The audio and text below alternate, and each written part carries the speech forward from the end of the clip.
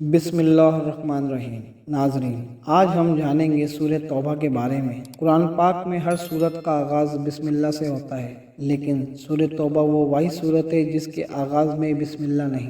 कुरान के किसी भी हिस्से की तिलावत करने से पहले बिस्मिल्लाह पढ़ना लाजिम है, क्योंकि बिस्मिल्लाह के बगैर कोई सूरत या कोई आयत पढ़ने से एक इंसान इस बड़ी फजीलत से महरूम हो जाता है जो कुरान की इन आयत की तिलावत करने से इसको हासिल होती है। लेकिन सूरह तौबा को बिस्मिल्लाह के बगैर तिलावत करने के पीछे कौन सा बड़ा राज है, इस वीडियो में हम इस राज को जानने की कोशिश करेंगे। सूरह तौबा कुरान मजीद की 9वीं सूरत है जो 129 आयत और 16 रुकू पर मुश्तमिल है। कुरान पाक की बाकी सूरतों की तरह सूरह तौबा में भी ऐसे ही गहरे राज मौजूद हैं, जिन्हें अगर एक इंसान ने जान लिया तो यकीनन इसने कामयाबी हासिल कर ली। लेकिन सूरह तौबा और कुरान की बाकी तमाम सूरतों में एक वाज़ेह फ़र्क है कि इसके आगाज़ में बिस्मिल्लाह नहीं। ये सूरह दो नामों से मशहूर है, एक अल तौबा और दूसरा अल बरा। तौबा इस लिहाज से है कि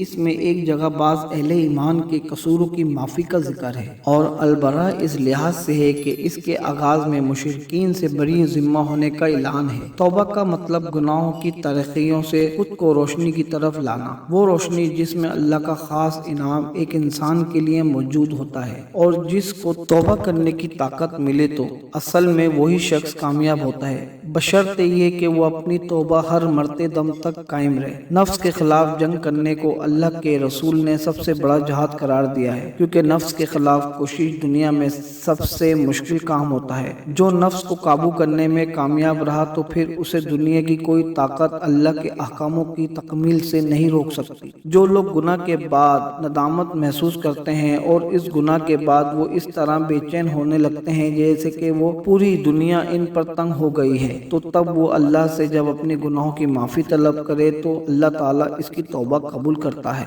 इस हालात को सूरह तौबा में निहायत खूबसूरती से बयान किया गया है, जिसकी एक आयत में इन 3 अफराद का जिक्र है जो हज़रत मोहम्मद सल्लल्लाहु अलैहि वसल्लम के साथ ग़ज़वा तबूक में शदीद गर्मी और कठिन सफ़र की वजह से शरीक ना हुए थे। फिर जब इस ग़ज़वा से आप सल्लल्लाहु अलैहि वसल्लम वापस तशरीफ लाए तो वो 3 अफराद आपके पास माफ़ी मांगने पहुँचे। आपने इनसे बात करने से इनकार कर दिया, यहाँ तक कि इनके ख़ानदान वालों ने भी इनके साथ बोलचाल बंद कर दी। फिर सूरह तौबा की आयत 118 में अल्लाह का इरशाद हुआ, और इन तीनों पर भी जिनका मामला मुलतवी किया गया, यहाँ तक कि जब इन पर ज़मीन बावजूद कुशादा होने के तंग होने लगी और इनकी जानें भी इन पर तंग हो गईं, और उन्होंने समझ लिया कि अल्लाह से कोई पनाह नहीं सिवा इसकी तरफ आने के, फिर भी अपनी रहमत से इन पर मुतवज्जो हुआ ताकि वो तौबा करें। बेशक अल्लाह तौबा कबूल करने वाला मेहरबान है। ये कुरान की वाहिद सूरत है जिसके आगाज में बिस्मिल्लाह नहीं, और इसके बारे में मुफस्सिरीन की गई राय है, जिनमें से एक ये भी है कि हुजूर अकरम सल्लल्लाहु अलैहि वसल्लम की आदत मुबारक ये थी कि जब भी कोई आयत नाजिल होती तो आप सल्लल्लाहु अलैहि वसल्लम सहाबा इकराम उल्ला अजवाइन को बुलाकर इसी आयत को जिस जगह जिस सूरत में लिखना होता था बताकर इस आयत को लिखवा लेते। लेकिन ये आयतें जिन्हें सूरत तौबा के नाम से जाना जाता है, इनके मुताल्लिक हुजूर अकरम सल्लल्लाहु अलैहि वसल्लम ने कुछ इरशाद नहीं फरमाया कि इन्हें किस सूरत में किस जगह पर लिखना है। इसलिए ऐसा समझा जा सकता है कि ये भी एक मुस्तकिल दुआ होगी। ताहम सूरह अनफाल की आखिरी और सूरह तौबा की इब्तदाई आयत के मज़ामीन में मुनासिबत पाई जाती है।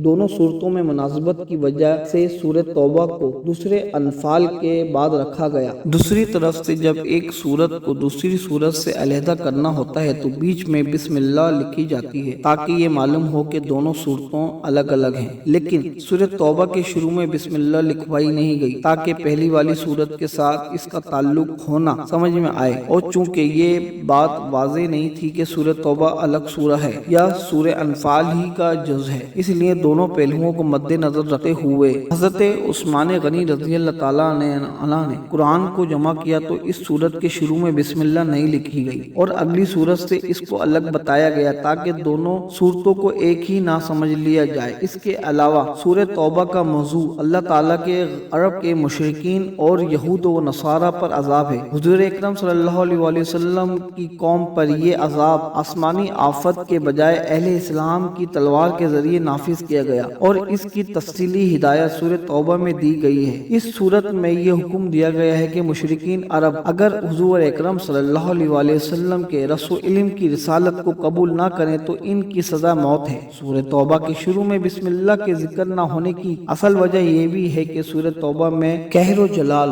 और मुनाफिकीन पर गैज़ व गज़ब और इनसे बेजारी का जिक्र है और बिस्मिल्लाहिर रहमान रहीम में रहमत का बयान है और रहमत के साथ फौरन ज़हमत का जिक्र है, मुनासिब नहीं। एक रिवायत में ये भी है कि इस सूरत के शुरू में बिस्मिल्लाह नहीं लिखी गई तो इसकी असल वजह यह है कि हजरत जिब्राईल अलैहिस्सलाम इसके साथ बिस्मिल्लाह लेकर नाज़िल नहीं हुए थे और नबी करीम सल्लल्लाहु अलैहि वसल्लम ने भी बिस्मिल्लाह लिखने से मना फरमाया था। दूसरी तरफ कुछ उलमा ये मिसाल देते हैं कि अगर कोई चोर बाजार में आपसे पर्स चुरा कर भाग जाता है तो जब इसको पकड़ लें तो आप ये नहीं कह सकेंगे कि बिस्मिल्लाहिर रहमान रहीम, बल्कि आप डायरेक्ट चोर से कहेंगे कि तुमने मेरा पर्स चुराया है, मैं तुम्हें छोड़ूंगा नहीं। सूरह तौबा की इब्तिदा में बिस्मिल्लाह नहीं क्योंकि अल्लाह डायरेक्ट काफिरों से मुखातिब होकर गुस्से में वो वक्त याद दिलाता है जब काफिरों ने जंग बंदी का मुआहदा तोड़ा था और यही वजह है कि कुरान की सूरह तौबा में बिस्मिल्लाह नहीं। उलमाए किराम ने सूरह तौबा की इंतहाई फजीलत बयान की है। जो कोई सूरह तौबा की तिलावत करेगा तो वो जालिमों के जुल्म से महफूज रहेगा